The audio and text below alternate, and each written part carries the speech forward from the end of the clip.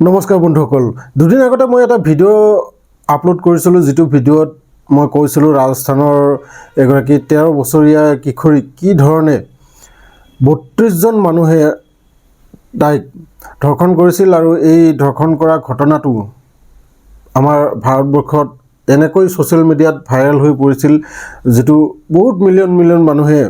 এই ভিডিঅ'টো চাইছে আৰু ময়ো এই ভিডিঅ'টোৰ বিষয়ে আপোনালোকক কৈছিলোঁ যে ৰাজস্থানত এটা এনেকুৱা ঘটনা হৈছে আৰু ইয়াৰ পিছত 5 দিন পিছত আকৌ এটা ভিডিঅ' ভাইৰেল হয় যেটো ভিডিঅ'ত কোৱা হৈছিল যে সেই ছোৱালীজনী 5 দিন পিছত আইচিইউত মৃত্যুমুখত পৰিছে কিন্তু এই যেটো খবৰ এই খবৰটো একেবাৰে মিছা কথা তাই এতিয়াও ঢুকোৱা নাই তাই জিয়াই আছে আৰু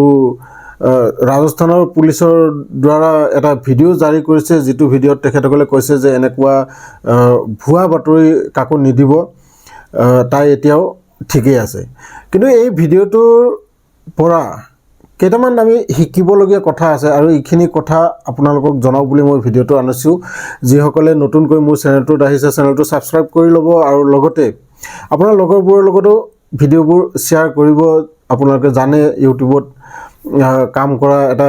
বৰ কঠিন কাম পোন প্ৰথমতে মোৰ নতুন চেনেল যদি আপোনালোকে অলপ সহায় কৰে তেনেহলে মই আগবাঢ়ি যাবলৈ সক্ষম হ'ম যিয়ে নহওক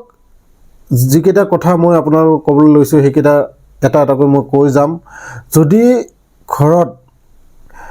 ছোৱালী মানুহ আছে সৰুৱে হোক বা ডাঙৰেই হোক এইকেইটা নিয়ম আপুনি সদায় মানি চলিব কাৰণ আজিকালি যুগত কাকো বিশ্বাস কৰা নাযায় আৰু 1 মিনিটৰ কাৰণেও এনেকৈ ছোৱালী মানুহ কতো এৰি থৈ নিদিব ঘৰতে হোক বা ওচৰ পাজৰতে হোক পোন প্ৰথমতে এটা কথা আপুনি লক্ষ্য কৰিব আমি প্ৰায় ওচৰ পাজৰৰ কিছুমান এনেকুৱা সম্পৰ্ক থাকে যাক আমি কওঁ যে আঙ্কল আন্টি বহুত ভাল মানুহ তেখেতসকলৰ ঘৰত থাকাকৈ আজিৰ দিনটো এটো প্ৰায়ে আমি কোনোবাই নহয় কোনোবাই এদিন নহয় এদিন এই যেটো কথা কৈছো এই কথাখিনি নিশ্চয় আপুনি ভাবিছে বা কৰি চাইছে আৰু হ'ব পাৰে ভাল কিন্তু এতিয়া কোনো মানুহ বিশ্বাসৰ যোগ্য নহয় ছোৱালী মানুহৰ ক্ষেত্ৰত বহুত ভাৰতত দৈনন্দিন আমি দেখিবলৈ পোৱা যায় যে এনেকুৱা কিছুমান ঘটনা যে ছোৱালীজনীক কাৰোবাৰ ওচৰ পাজৰৰ ঘৰত থৈ গৈছিলে মাক ডিউটিলৈ গৈছিলে বা দেউতাক মাক দুয়োজনে কৰবলৈ গৈছিলে কিন্তু অঘটন এটা ওচৰৰ ঘৰতে ঘটি থাকিল এনেকুৱা ঘটনা হয়তো আপোনালোকে প্ৰায় নিউজত শুনে বা সোশ্যাল মিডিয়াৰ জৰিয়তে আপোনালোকে দেখিবলৈ পায় সেইবাবে সাৱধান হওক এনেকুৱা কাৰো আঙ্কল আন্টিৰ ওপৰত ইমানখিনি বিশ্বাস নকৰিব যে আপোনাৰ ছোৱালীৰ জীৱনটো তেখেতসকলৰ ঘৰত দিনটোৰ বাবে এৰি থৈ যায় দ্বিতীয়তে স্কুলত অহা যোৱা যদি আপোনালোকৰ গাড়ীৰ এনেকুৱা কোনো ব্যৱস্থা নাই যে গাড়ীৰে আনে গাড়ীৰে লৈ যায় যদি এনেকুৱা ব্যৱস্থা নাথাকে তেনেহলে আপুনি নিজে এটা কাম কৰক 10 মিনিটৰ বাবে সেই ছোৱালীজনীক স্কুললৈ লৈ যাওক আৰু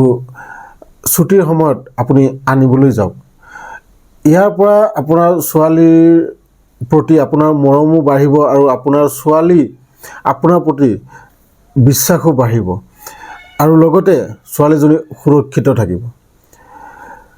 তৃতীয়তে আপোনাৰ ছোৱালী যদি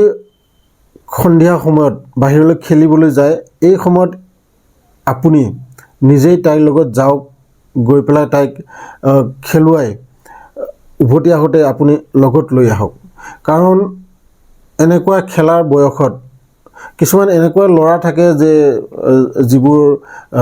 অলপ ডাঙৰ ল'ৰা তেওঁলোকৰ লগত কিছুমান শাৰীৰিকভাৱে বেড টাচ কৰিব খোজে আৰু সেইভাবে ছোৱালীজনী আপোনাৰ সন্মুখত থকাটো বিশেষ দৰকাৰ আপুনি এইকেইটা নিয়ম সদায় মানি চলিব কোনো আঙ্কলৰ লগত আপোনাৰ ছোৱালীক কেতিয়াও অকলে এৰি নিদিব ভিডিঅ'টো যদি চাই ভাল লাগিছে লাইক কমেন্টছ কৰিব আৰু লগতে যিসকলে নতুনকৈ মোৰ চেনেলটোত আহিছে আকৌ এবাৰ অনুৰোধ কৰিছো চেনেলটো সাবস্ক্ৰাইব কৰি লগৰবোৰৰ লগত শ্বেয়াৰ কৰিব লগ পাম এনেকুৱা এটা ইনফৰমেটিভ ভিডিঅ লৈ নেক্সট ভিডিঅ'ত তেতিয়ালৈকে ধন্যবাদ